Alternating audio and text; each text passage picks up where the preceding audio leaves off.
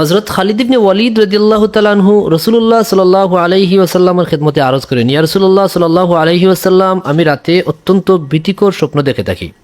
রাসূলুল্লাহ সাল্লাল্লাহু আলাইহি ওয়াসাল্লাম বলেন, এসো আমি তোমাকে কিছু কালিমা শিখিয়ে দিচ্ছি, যা তুমি 3 বার পাঠ করলে আল্লাহর ফদলে এ অভিযোগ আর থাকবে না। আউযু বিকালিমাতিল্লাহি তাম্মা মিন গাদাবিহি ওয়া ইকাবিহি ওয়া মিন শাররি ইবাদিহি ওয়া মিন হামাযাতিশ শায়াতিন ওয়া আন ইয়াহদুরুন। আউযু বিকালিমাতিল্লাহি তাম্মাতি মিন গাদাবিহি ওয়া ইকাবিহি ওয়া মিন শাররি ইবাদিহি ওয়া মিন হামাযাতিশ শায়াতিন ওয়া আন ইয়াহদুরুন।